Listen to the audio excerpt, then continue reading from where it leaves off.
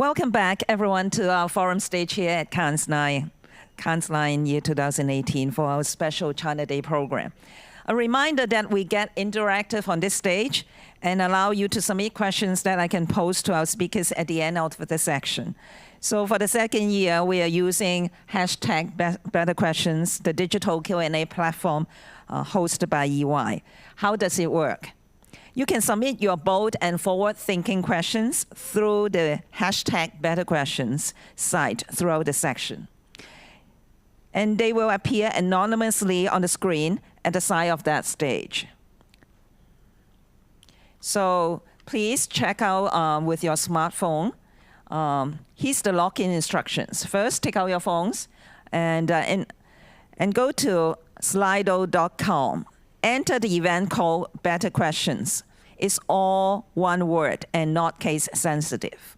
Choose the room name, the forum, and submit your questions. You can choose to submit your questions, and you may give a thumbs up to the questions you like that other people have posed. Do submit your questions via hashtag Better Questions site as the session runs, and I'll post some of them to our speakers at the end of the session. So on to our next session. This is brought to us by DDB China Group as part of our Good Track. And it's set to explore the new Chinese brands that are driven by meaning and purpose, which are more closely aligned with the habits and sentiments of this new generation, which are more, so please join me to welcome our next speakers. First of all, DDB China's Chief Strategy Officer, Lori Liang, will come on the stage, and she will share the stage with her client, Sichuan and Swellfun's Marketing Director, Celia Shu. So please welcome DDB. Laura.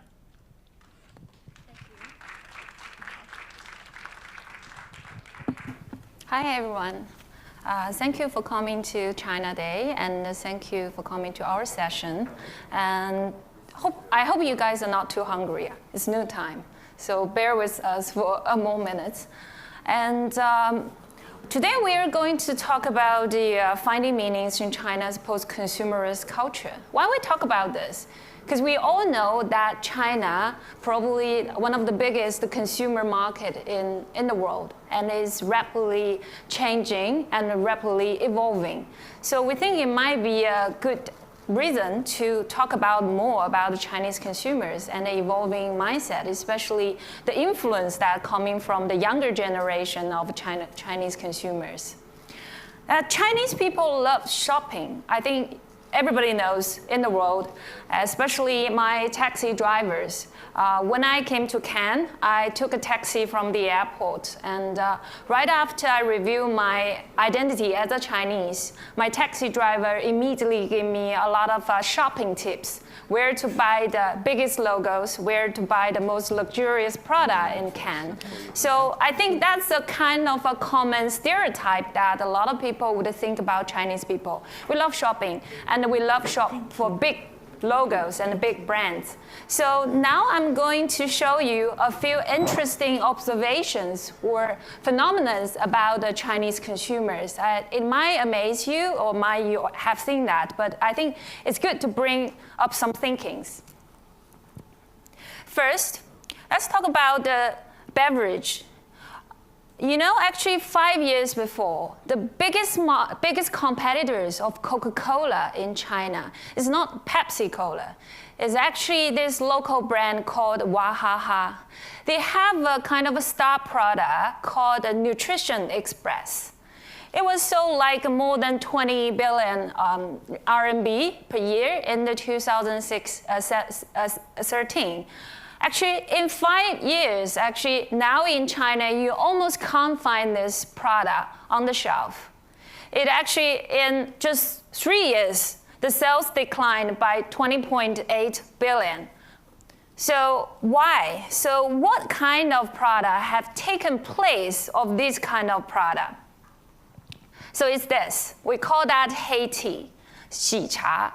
So I guess that for foreigners, we usually introduce this kind of product called bubble tea. So basically, you could have different ingredients in a tea-based beverage. It's made in this kind of stores. And you see there is a long queue for that. So we sometimes call it a Wanhong product in China. So everybody is chasing. It's a very hot, hip trend in the city. And this kind of brands actually just got a 0.4 billion investment. Actually, it's going to open 100 more stores in China. So that's interesting things. For the Nutrition Express, 5 RMB, $1, maybe less than $1 per bottle. And Haiti is almost like 3 to 4 US dollars per bottles. And another interesting fact about the phenomenon in China is smartphones. We know that China is one of the biggest smartphone market in the world. And we know Chinese consumers used to love iPhone. So we have this joke about exchange your kidney for iPhone. I think it's not only for China, but yeah, that's the thing. But if you look at the data, in 2018, especially Q1, actually the ranking of smartphone sales is actually Oppo is the number one of the local brands. I think that would get Apple a bit worried about that. That's not only that. So if you guys see this picture, what do you see? You see actually a lot of things quite familiar, or is the bag, or is the style of the clothing. So we know that Chinese people used to love big logos.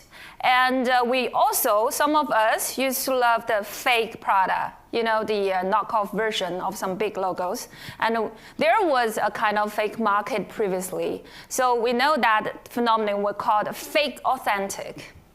But nowadays, we find something emergent trend is also quite interesting. So if you look at this picture, I hope you guys know Peppa Pig. It's actually a quite famous English cartoon, which become quite popular in China, not only among the kids, but also among the adults. And I think you may also recognize some of the logos here, the changing version of Gucci or the Supreme. And some of the young people, they made this t-shirt themselves by combining Peppa Pig with the big logos, just to show a bit of a fun spirit and mocking a bit of that. So that we call that authentic fake. So just swap of the words, but you can see there is something interesting there. Another thing I want to show you is about entertainment. You know that all the Asians, especially Chinese, we love karaoke. And the karaoke can become a big thing. It could be a party.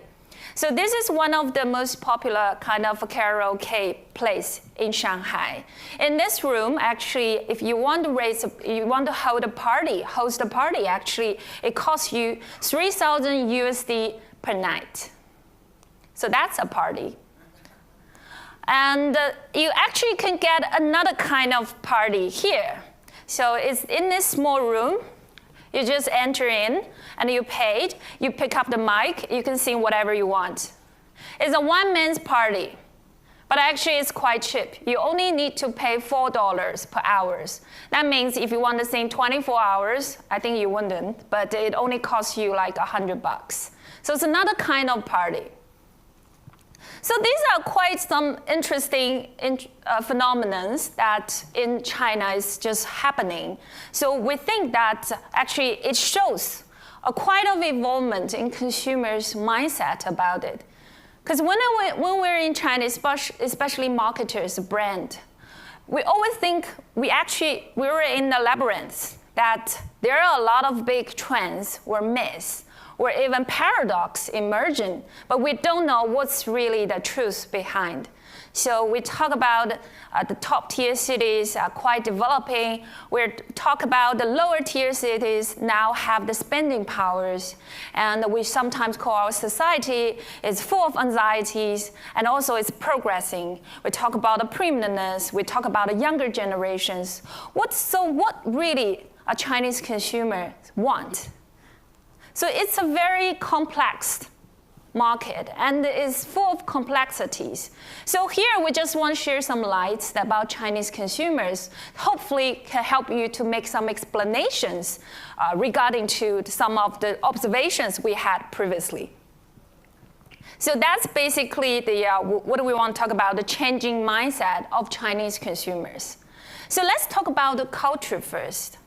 I think one big word that is emergent for the past 3 years from globally about China is individualism.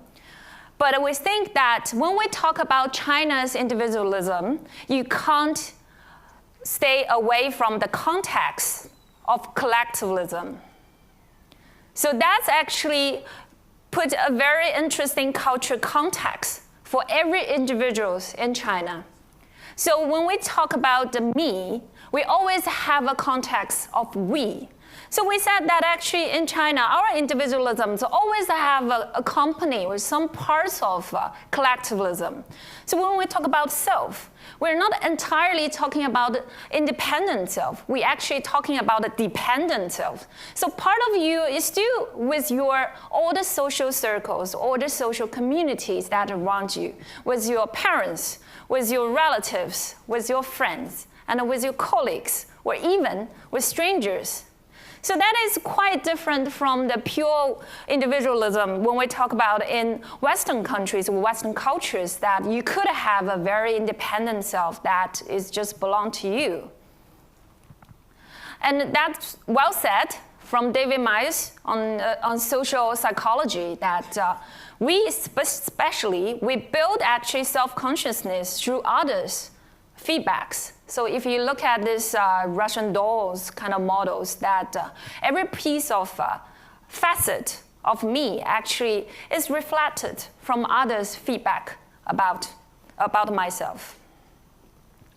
So based on this big kind of cultural context, we know that ever since the economic reform and our society in China has experienced huge change from poverty to abundance.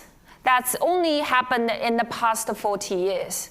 I think this dramatic change must bring a lot of influence or impact, especially to the younger generations. Sometimes we call them millennials, sometimes we call them the post-90s. So they basically were born and raised in a more, relatively more optimistic economic environment. So what's their mindset about shopping, about consumption? So we know that they also love shopping, but we think that in their shopping bags, other than something we already know, the fortune, the status, the vanities, maybe the trend, there must be something else they want to show through shopping. So first we want to talk about that when we talk about they're special. So why they're special?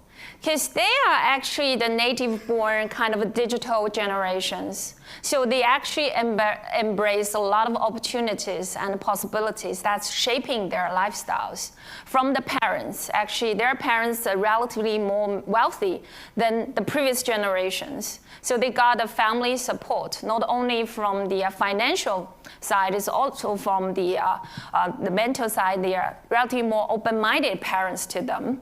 And they're born in the mobile age. And a lot of them actually study abroad. So they also get influenced by globalizations. Especially some of them are also catching these trends about entrepreneurship. So they do facing a lot of possibilities and opportunities in life. And their choices not only limited by the products or brands they can buy, actually they have a lot of choices, even to their life decisions. So in China, we call that we're experiencing the fourth wave of singledom. It's because that in big cities, there's a lot of young people choose to be single. So actually, the choice to get married or not becomes a kind of quite a free question for them. And previously, we also talk about Chinese people. We really care about to be successful. But actually, for these young peoples, the way to success is also quite redefined. There are many ways to be successful or not. You can choose not to be successful. You can choose to be normal. So that's why actually there is another phenomenon. It's about the gaming. So a lot of game players in China actually, they can choose gaming as one of their professions, but they still can be quite successful. And another interesting picture is just showing you that a lot of young people getting, especially at the age of 20 to 29, and less people, especially 6 million young women, probably decide not to have a baby. And you can see that more people willing to raise a cat rather than having a baby. So that's another interesting kind of phenomenon, that the people have more choices about their lives rather than just getting married or having a baby. So after talking about this, we know that young people now, they're living kind of entirely different kind of life compared to their parents, their older generations. We call that actually life is multidimensional to them. So previously in marketing, we talk a lot about the young people. We define them by tribes. We define them by subcultures. But now the question is, you can't define them by one tribe or one subcultures, because they actually have a very fluid kind of identities, taste, interest. So it's very hard to be no longer secured to the single thing or just single one of the concept. So they're more willing to try different things. So when we talk about young people using the traditional demographic way to want to segment them, it might not be working anymore. Because they really have a lot of choices in life. Not only the way of living, they have even more choices in mobility, the transportations, or where to eat, or where to shop. And me has never become that important. We almost can say this generation is really about me generations. And so what changed in their shopping behavior? We've observed quite interesting trends about these kind of young people's shopping. So first, actually, we know that Chinese people, sometimes we love traveling, but a lot of them travel in groups. And we love to do sightseeings, and some of them have very intensive kind of itinerary, like 8 countries in Europe in 10 days. But nowadays, for these young people, they probably travel just for one reason, or go to one place, just for one purpose. It could be their hobbies. For example, in this case, is snowboarding. Actually, China also becomes the biggest emerging market of snow sports. Actually, last year, 17.5 million Chinese consumers visit snow resorts. So that's one thing. Another thing is actually, there is a bit of reviving on the traditional cultures. If you see that we used to really love and queuing for Nike, Adidas when they are launching a limited edition kind of sneakers. But now it happens to the local brands like Liang when they are launching kind of the sneakers with a very clear cultural sign on that. And if you see this picture, that is a merchandise based on the Forbidden City IP. So this actually has been sold on Taobao stores at 1 billion in 2016. So that's actually, they're not only buying logos or product, they're also buying to culture. Another example to show you is we call that the net-based selections. We call that the future Muji in China. So they're actually producing these high-quality product without big logos or big symbols on that, actually based only on the good quality from the OEMs. So that was sold actually 11.6 billion. In 2017, and is increasing really rapidly. So for them, actually, not only the brand itself, is also the quality really speaks for themselves. So actually, I think this is well said by Annie LePay. Every time you spend money, you're casting a vote for the world you want. I think that's specifically and well summarized the mindset for this new generation of Chinese young consumers. They are not only shopping for a logo or a label or just a status quo, but they're shop for a purpose. So the culture has shifted. Probably it will be easier if I use this charts to show you, because we talk about a consumerist in this ever-evolving kind of consumer market. Previously, we talked a lot about these keywords like fame, status, fortune, success, perfect, nobility. That were the things that the words the brand were trying to sell to the Chinese consumers. But what if it doesn't work anymore? Because we actually are facing a post-consumerist culture, which influenced by these younger generations, that there are a lot more keywords that are emergent from these trends. Purpose, meanings, explorations, self-expressions, experience, and creations. So I think that's actually, I really love this quote from one of the young consumers. I think that really summarized the spirit of this new trend of post-consumerist culture. I'm searching for the meaning of life. No one can give me the answer to that. Not a brand, not a product, not someone, not the key opinion leaders, not the celebrities, but only myself. So I will just quickly give you guys a few examples that what the brand can do. We will have a lot of questions. In this trend, how the brand can capture the essence of that. What should the brand really evolve? So I use this Chaplin kind of a video clip that's just to show you. That exactly sometimes what we're doing. From a brand or marketer perspective. We were trying to create labels and tell our consumer to wear it. And previously, we always talk about consumers. We define them by demographics. We talk about their age, talk about their income, or their life status. Are they single? Are they married with kids? That's the usual kind of a demographic kind of definitions we give to every single consumers. But now if we see this new generation of Chinese consumers, it's very hard to give them one single demographic kind of descriptions, because they are actually, use this young guy, Jesse, as an example. He's a husband, but he's also a grandson. He's a banker, but he's also a fisherman. So how would you define his lifestyle? It's really multidimensional. And if we take a glance of consumers' life from 9 a.m. to 12 a.m., actually you can see so many fragmented brands, activities has been put in this short time frame. Actually, the life is saturated with so many choices. How could you just play a single role in that?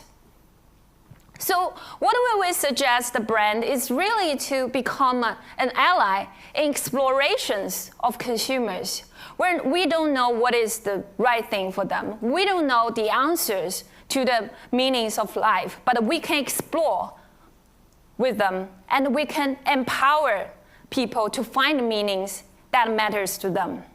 Actually, there are a few brands that are trying to do this through the communications, the content generations. We think probably could set a good example for this. For example, the Mini Countryman launched the campaign, which is encourage consumers to tell their own stories about their exploration life. It could be a solo explorations in India. It could be a family explorations, talking about how these young generations feel and the lives have changed when they become parents. And we could also probably learn from Fontai, which is a Chinese kitchen appliance brand. Actually, when they were talking about a sink, actually they're not talking about having this sink, you have a better life. But they're just approaching that from that mom's perspective. How would you think that becomes mom's time machine that to bring back the moms' aspirations and dreams about their lives, empower moms to be who they are, who they want to be. So I think these brands set some very good examples that really help consumers to find meanings in their post-consumerist culture. And then we have another examples from the Chinese brand Shui Jingfang. So I will introduce you to Celia, and she will talk about the stories about Shui Jingfang, how they catering this trend. Thank you. Thank you. Thank you, Lola, for your complete and in-depth analysis about the post-consumerism era. Well, the audience are more than I expected. Because today, this morning, we heard a lot of inspiring sharings from some leading-edge companies, and we saw the very innovative and contemporary development of Chinese economy and brands.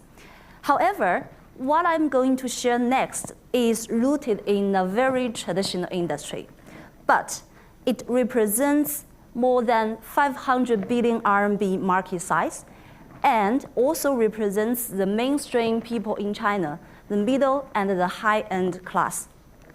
So I hope to bring up with a different perspective for all of you to see the Chinese brand's development.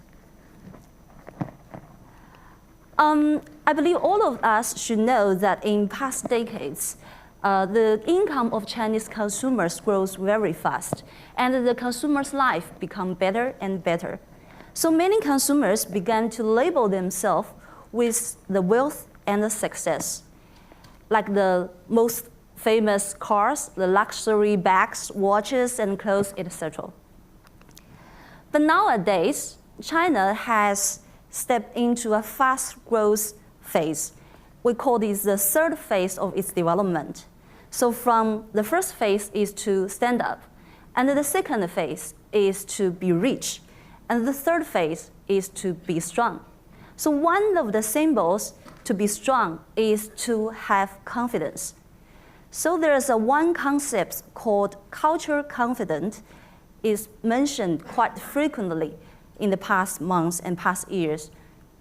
So we see in the consumption concept, many consumers began to pursue the spiritual demand when their material demands get satisfied.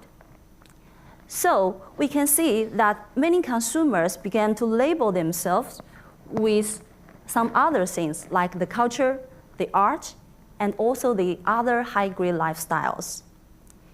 So under the context of what we call the post-consumerism era, the revival of Chinese culture became the main theme of China's society.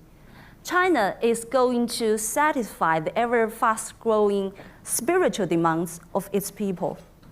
And we see a lot of big IPs, big companies already began to do this, like the Imperial Palace and also the Tencent. So speaking of the traditional Chinese culture, there is one category, one industry we call baijiu.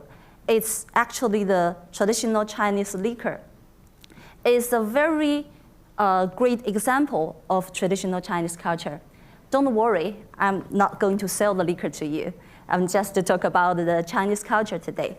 Because for thousands of years, the Chinese liquor has been endowed with profound meanings and be blended with the traditional cultural rituals, like the banqueting, like the poem, music, and dance. So when we traced back the distilled liquor, we can trace back to the 13th century AD. At that time, the Suijing Street Distillery opened up at the center of ancient Chengdu.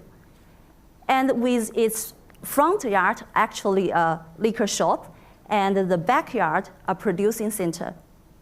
This combination of shop and the producing center become a very important witness to the origination and development of Chinese culture as well as the baijiu history culture. So after 600 years, the Shuijingfang traditional distilling craft is listed as national intangible heritage. And also the historical side of this distillery, also listed in the historical and cultural protection at national level. So these two assets become the very important assets of the brand called Shui Jingfang today. But nowadays, baijiu has a complete different meanings. It has less connection to the romantic occasions like poem or banqueting. It has more connected to a social tool. There's a saying that if you want to do business with the traditional Chinese, you have to learn how to drink baijiu. So it becomes as a symbol of the people's status, the wealth, and the respect to the partners and relatives you want to celebrate with. So it have more material attributes in this category. And Shui Jingfang now is also not the biggest brand in China today. However, as a brand who opened the high-end market in 2000 years, we hope to find more new possibilities in this very traditional industry under the context of cultural revival. And along with some other practice of our commercial practice, our trade marketing practice, we are rewarded by the 74% sales growth in past year. And we are the #1 growth rate among all the listed baijiu companies. Several actions were taken. The first of all is we upgrade our brand purpose. So Shui Jingfang exists to inspire Chinese people, Chinese consumers to live and express the very best value of Chinese culture in the modern world. So Chinese culture should not be limited to the material life, but also should contain more about the spiritual richness. And in modern world means that this ancient Chinese culture, Chinese history should be not far from consumers' lives, should be part of consumers' lives. So what we do is to infuse the essence of the Chinese cultural heritage into every aspect of the modern consumer's life. Based on the brand purpose, we came up with a new theme of our brand communication called 600 Years, Every Glass is a Living Heritage. We hope the consumers can not only enjoy our products, but they can feel and experience the living heritage behind the whole product. And with this communication theme, we roll out a brand new TVC, a TVC called Living Heritage. It's totally innovative, creative, because you can see a lot of traditional Chinese baijiu advertisement is very out of date and old-fashioned. But this TVC starts from a question. We ask the consumers, what does it mean to be alive? And then we follow a drop of liquor to experience the 600 years living distillery, the mastercraft, and the craftsmanship to find the answers. So both the industry and us feel so inspired to keep seeking the breakthrough in terms of the concept, creative, as well as the visual execution. Not only the new TVC, all of our products are actually the carrier of traditional Chinese crafts. You can find the traditional Chinese heritage craft basically among all of our products. Let's take this, our luxury series, we call Dynasty Collection as example. You can see the traditional blue and white porcelain craft work on the product yuan. And you can see the closely craft work on the product Ming. And you can also see the inner burned painting craft on the product Qing. So we hope that consumers just not drink the liquor, but more important, they can appreciate and collect these traditional Chinese crafts. And below the line, we're thinking more how to bring meanings and how to enliven the Chinese culture into consumers' life. So we invented a new types of, we called mentoring dinner. So during this mentoring dinner, we're not just served with the good food and the good liquid, but most important is the consumers can experience the Chinese culture through the very innovative way. On the left side, the green one, you can see is actually a 3D mapping skill. So you can see the Chinese distilling process and the Chinese culture vividly. And also on the right side of these pictures, these Chinese consumers are making their own, craft their own liquid through a very interactive exploring process about this secret box. So we think we can apply more innovative and new approaches to this very traditional industry. And with the mission and the responsibility, we think that we should bring new lives to the Chinese culture. And at the end of last year, we came across with a program has the similar missions. And this program is called National Treasure. National Treasure is produced by CCTV with other national top-level museums. And there are total 27 celebrities to tell the legendary story about the 27 national cultural relics. We call these relics National Treasure. And the consumers can understand and fall in love with the traditional Chinese culture in a very interesting way. So before this program rolled out, nobody believed that this kind of program will be success in China today. But however, as soon as it rolled out on air, it became the most popular program in the beginning of this year and become the most hot topic among the publics. It attracts a lot of well-educated and literate consumers as well as the young generations. So to discover the Chinese heritage become a topic of youth and fashion. And Shui Jinfang do a lot of interactions via our social account, and we collect a lot of feedbacks about their feelings to this favorite program. And we also see the success of this big IP that agree with brand purpose and brand connotation. This program has actually inspired us a lot because in China, there are many museums. In the past years, few visited this museum. But nowadays, if you go to the provincial level museum, you'll see a lineup, and many people bring their children to see and learn Chinese culture. So we're inspired, and we think we can do more. So this March, we established a CSR program, a fund to protect and enliven these China intangible cultural heritages. We are the first fund to do this in the baijiu industry.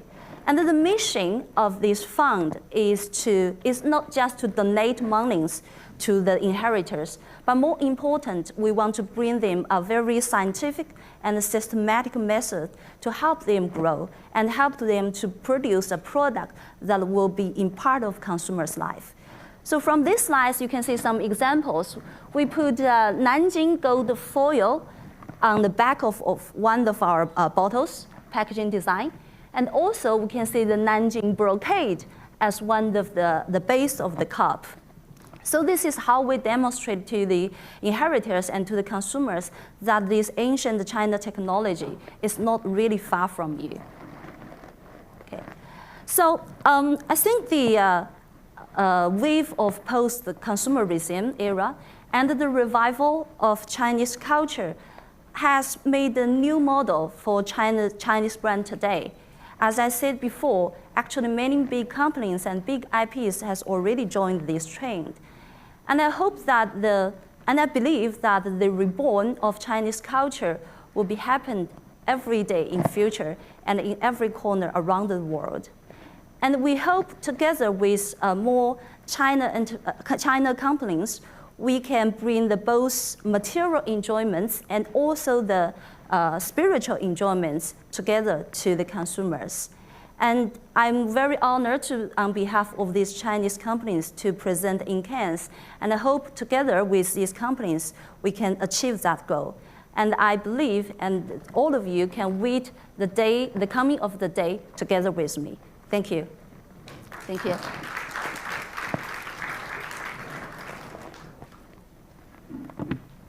Thank you very much, Laura and Celia.